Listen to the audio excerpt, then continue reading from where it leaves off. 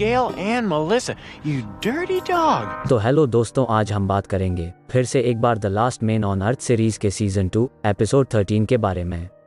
पिछले एपिसोड में हमने देखा कि पैट माइक को मरा हुआ समझकर लाशों के मेले में डाल देता है, लेकिन माइक होश में आता है और वह अब टूक्सन की ओर निकल पड़ता है। और अब सुबह की शुरुआत टैंडी टेनिस खेलते हुए सर्विस के साथ शुरू करता है और सामने रखे गए चीज़ों पर वह गेंद को मारने लगता है। टैंडी का खेल शुरू ही है कि कैरल वहां पर आती है और उसे बताती है कि उसे उसकी मदद चाहिए। टैंडी भी उसके किसी भी काम को पूरा करने की मंजूरी देता है। तब कैरल उसे हस्तमैथुन करने को कहती है और हैरान टैंडी पता लगाना चाहता है कि कैरल उसे किस खुशी में यह काम सुबह सुबह करने को कह रही है। कैरल बताती है कि वह प्रजनन के मुद्दों पर इसके बारे में पढ़ रही थी और इसके बारे में और अधिक जानकर कैरल टैंडी के शुक्राणु की गतिशीलता की जांच करने के लिए दुकान से आदमी का प्रजनन साधन लेकर आई है। तब टैंडी उसे कहता है कि वह ऐसा क्यों करना चाहती है। कैरल तब टैंडी को समझाती है कि उनकी शादी को अरसा हो चुका है और वह अब तक गर्भवती नहीं हुई है, पर टैंडी का कहना है कि जब होगा तब होगा, इसमें कोई जल्दी नहीं है। पर कैरल टैंडी को बताती है कि तुम आज हो कल नहीं। तब वह फिलिप को बात में घुसाकर टैंडी को उसका परिवार आगे बढ़ाने के लिए कहती है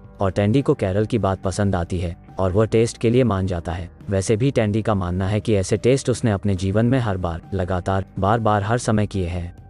दूसरी तरफ टॉड गैल के रूम से मैच खेलकर बाहर आता दिखाई देता है और अपने आप पर शर्मिंदा भी होने लगता है, लेकिन तभी वहां पर मेलिसा आती है और वह उसे बताता है कि वह गैल से कुछ आसान घरेलू इलाज के उपचार ले रहा था।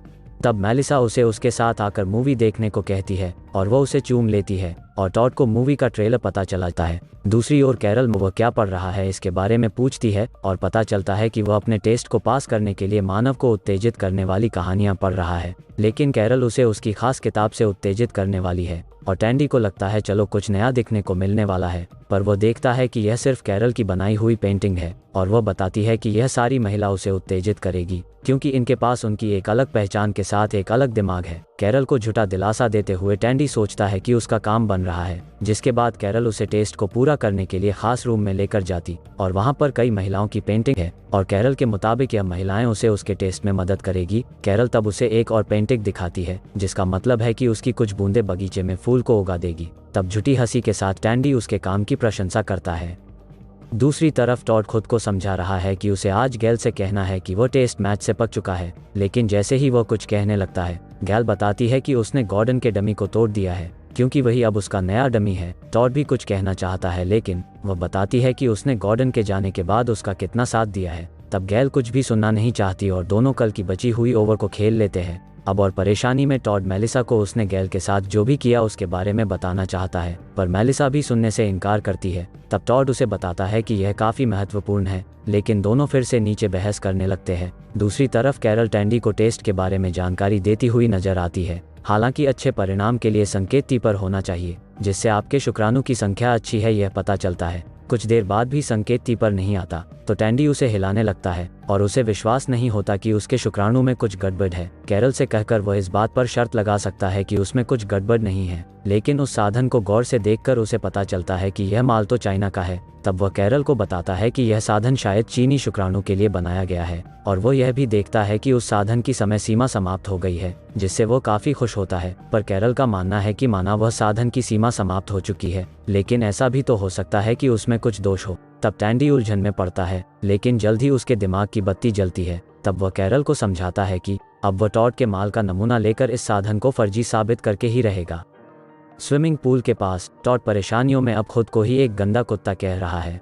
तब टैंडी हाइलाइट्स बताकर उसे मदद के लिए कहता है। तब टॉड परेशान होकर भी उसकी मदद करना चाहता है और टैंडी एक परीक्षण के लिए उसे एक कप में उसका माल निकालने के लिए कहता है। तब टॉड उसे बताता है कि वह सच में मदद करना चाहता है, लेकिन कुएं का पानी पूरी तरह से सूख चुका है। तब टैंडी परेशान होने लगता है क्योंकि उसके लिए यह जांच काफी महत्वपूर्ण है। तब टॉड अपनी कहानी बताता है कि वह लगातार हर बार अलग अलग तरीके से एक ही काम कर रहा है और इस बात का टॉड को पछतावा है कि वह दोनों में से किसी को भी सच नहीं बता सकता कि वह क्या चाहता है। पर टैंडी उसे यह कहकर दिलासा देने लगता है कि वो रहा है उसमें कोई बुराई नहीं है। पर टॉड का मानना है कि यह इतना आसान नहीं है क्योंकि जब मेलिसा को पता चलेगा तो वह फिर से उसे चोट पहुंचाएगा। लेकिन तभी वहां पर गैल आती है और टॉड को बुलाती है क्योंकि वो पजल के लेवल 69 पर अटक चुकी है। पर जाते वक्त वह टैंडी से कप को लेता है और बताता है कि कोई पजल नहीं है।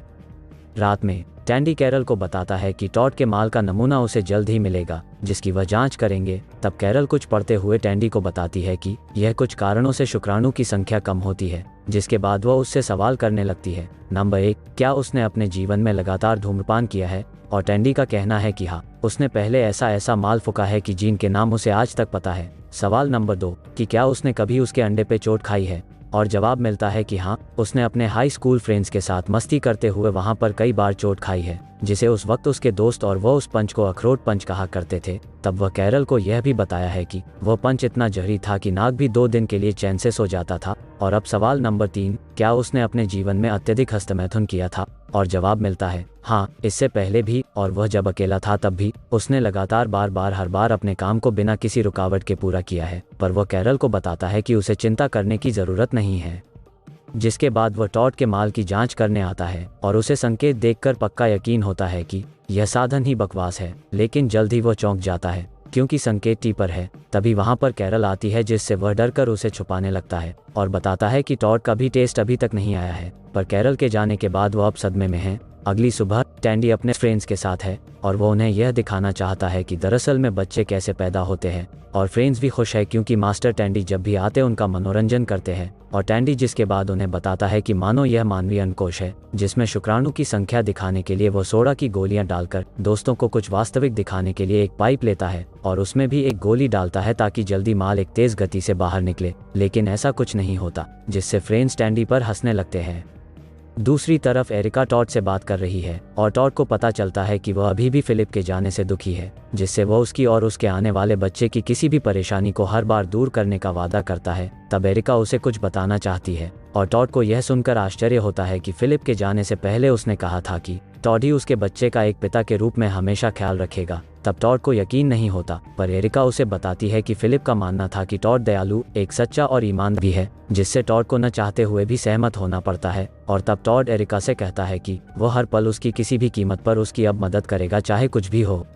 जिसके बाद टॉड के अंदर का गंदा कुत्ता उसे भी चूम लेता है। लेकिन फिर टॉड चिल्लाता हुआ भी नजर आता है और अपने आप को कोसने लगता है इस बात से कि वह अब एक जानवर बन चुका है। दूसरी ओर टैंडी की अब भी टेस्ट पर कोशिश जारी है, लेकिन कोई अच्छा परिणाम नहीं आ रहा है। जिसके बाद वह गुस्से में आकर कैरल की बनाई हुई हर पेंटिंग की महिलाओं को देखकर अच्छे परिणाम की प्रार्थना करता है और अपने काम को शुरू करता है। दूसरी ओर टॉड भी गुस्से में समंदर के ऊपर खुद को कोसते हुए लहराता हुआ नजर आता है और यहाँ पर टैंडी सारे चाइना का माल खत्म करने लगता है, पर कोई भी परिणाम नहीं है। दोनों भी तब चिल्लाने लगते हैं और टैंडी ने अब सारे साधन भी खत्म कर दिए हैं और अब उसे पता चलता है कि वह बांझ है और उसका कोई परिवार नहीं हो सकता, जिससे वह निराशा में चला जाता है। जिसके बाद वह यह बात कैरल को बताने आता है और बताता है कि वह टेस्ट में सकारात्मक आया है, पर हमें पता है कि वह अच्छे परिणाम वाला साधन टॉड का है। पर कैरल टैंडी से काफी खुश होती है। अगली सुबह जब टैंडी उठता है तो वह देखता है कि कैरल ने अपने चेहरे पर कई तरह की सुई लगाई है और कैरल का कहना है कि इसे एक्यूपंक्चर कहा जाता है, जिसका प्रजनन क्षमता में महान योगदान होता है। पर टैंडी सोचने लगता है कि यह सुई कुछ ज्यादा बड़ी नहीं है।